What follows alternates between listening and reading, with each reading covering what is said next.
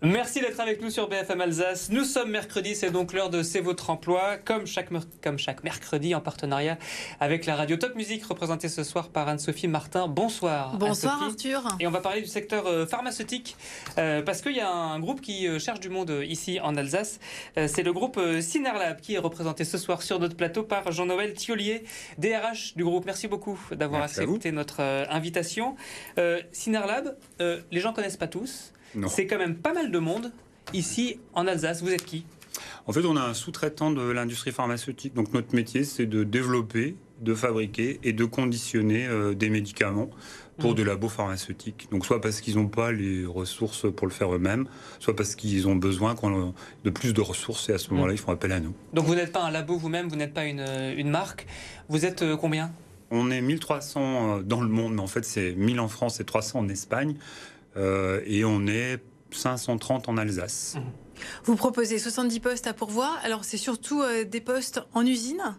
C'est, oui, essentiellement des postes en usine. Qu'est-ce que vous recherchez comme profil ? Alors, on recherche forcément beaucoup de postes en production, donc des opérateurs, opératrices de fabrication, de conditionnement, les postes d'encadrement en production, et puis forcément quand on recrute en production, il faut des gens pour régler les machines, donc des régleurs, des gens pour maintenir les machines, donc des techniciens de maintenance, des gens pour s'assurer de la qualité, donc des techniciens d'assurance qualité, des pharmaciens, essentiellement quand même. Et donc vous avez une usine qui fonctionne en 3/8 ? On a une usine qui fonctionne en 3/8, oui, à Erstein, et l'autre qui fonctionne en 2/8 et une équipe de nuit. Vous n'embauchez qu'en CDI ? Oui. Alors pourquoi ?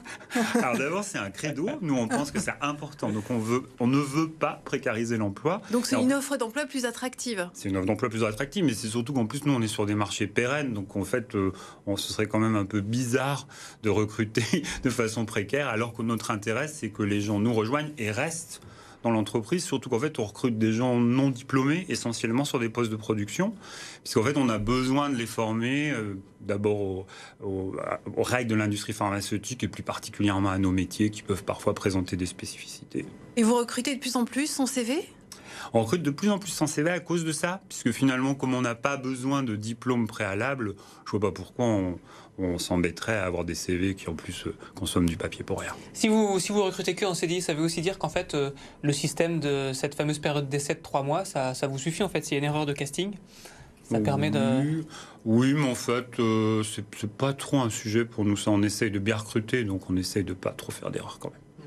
Votre personnel est surtout féminin, 58% de femmes, c'est ça ? 58% de femmes. Et vous essayez donc d'offrir un meilleur équilibre entre vie de famille et vie professionnelle. Quelles sont les mesures dans ce domaine ? Alors ça dépend des métiers, mais pour des gens qui sont en usine, donc forcément qui sont en équipe, en fait il y a un point qui est très important, c'est la flexibilité potentielle. Donc en fait, normalement quand vous êtes du matin puis de l'après-midi, et quand vous êtes en 3/8, vous êtes du matin, de l'après-midi, de la nuit.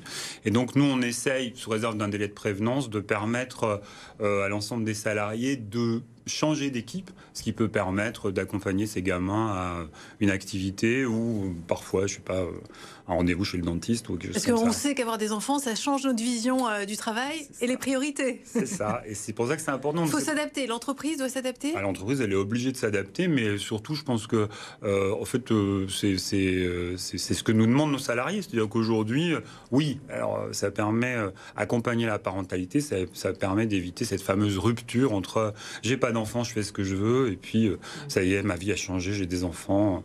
C'est pas trop contraignant quand on est la personne qui est en charge des plannings, tout simplement ? Si, c'est très contraignant. Ouais. Enfin, C'est ça, c'est une charge pour vous. C'est super contraignant, mais le principe des gens qui sont en charge des plannings, c'est d'adapter les plannings aux besoins de l'entreprise, pas le contraire en fait.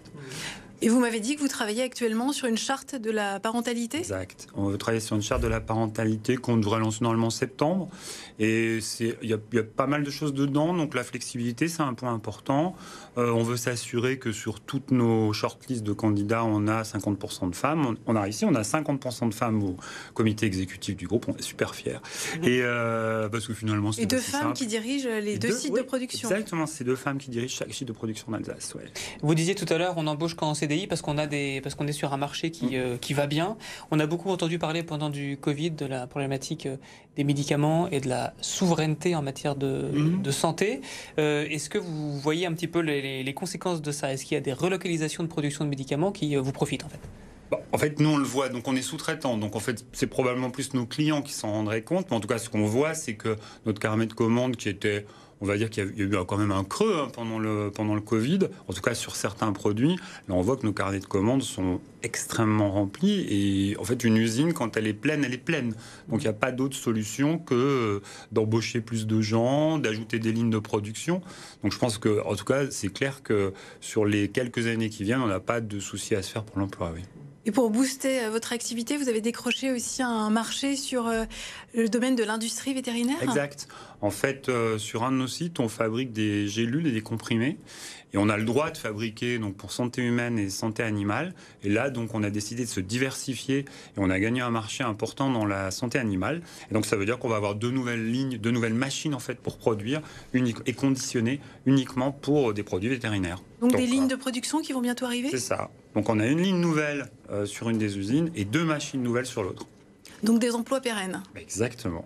Sur la formation que vous proposez à vos salariés, il y a j'imagine un volet sanitaire, parce que j'imagine que vos sites sont ultra sécurisés en matière, en matière sanitaire. Exact. Alors en fait, déjà on ne peut embaucher des gens que dans la mesure où ils passent une certification qui leur permet de fabriquer, ça s'appelle les bonnes pratiques de fabrication pharmaceutique. Donc ça c'est une première chose. Ensuite, donc la première chose, c'est qu'ils sont formés à hygiène, sécurité et environnement de travail, puisque la sécurité et la qualité, c'est forcément les clés de la réussite chez nous. Jean-Noël Thiollier, DRH du groupe Synerlab, merci beaucoup d'avoir accepté l'invitation de BFM Alsace. Merci. On passe aux petites annonces. Les bonnes annonces, vous avez vu sur votre écran, c'est pas les petites annonces. Anne-Sophie, l'afterwork, de plus en plus tendance pour recruter. Oui, Arthur, vous connaissez l'afterwork, c'est ce concept anglo-saxon qui consiste à aller partager un verre entre collègues après le boulot. Ça sert aussi à embaucher. L'entreprise Amael recherche actuellement plus de 90 postes dans le Haut-Rhin pour travailler dans l'accompagnement à domicile des personnes âgées, à la recherche d'auxiliaires de vie, infirmières, aides-soignants. Donc si vous êtes intéressé, rendez-vous le jeudi 23 mars de 18h à 20h. Ça se passe au bar L'Astronome à Mulhouse. After Work, petit 2. Oui. Avec le cabinet Inextenso, ce cabinet d'experts comptables qui propose 30 postes à pourvoir en Alsace, dans les services comptabilité, audit, conseil juridique. Cet After Work a pour objectif de dépoussiérer l'image un peu austère du cabinet comptable pour attirer de nouveaux talents. Et à cette occasion, la compagnie Impro Alsace jouera un spectacle sur les thématiques de la vie au bureau. Rendez-vous mardi prochain, ça se passe au Delirium Café à Strasbourg et vous pouvez vous inscrire sur le site inextenso.fr. La compta, c'est cool. Opération pour terminer Iron Woman. Oui, c'est pour promouvoir la féminisation des métiers du transport. En France, seuls 3% des conducteurs de poids lourds sont des femmes. Les formations à la conduite de poids lourds sont financées par la région Grand Est et par Pôle emploi. Il faut seulement avoir plus de 21 ans et être titulaire du permis B. Notez une réunion d'information qui sera suivie d'un job dating. Il y a 2 dates. C'est le 28 mars ou le 6 avril. Ça se passe à Colmar et c'est organisé par l'agence RAS Intérim. Et vous pouvez vous inscrire sur le site de Pôle emploi. Anne-Sophie Martin de Top Music, merci beaucoup. Merci. On se retrouve la semaine prochaine pour un nouveau numéro de C'est votre emploi.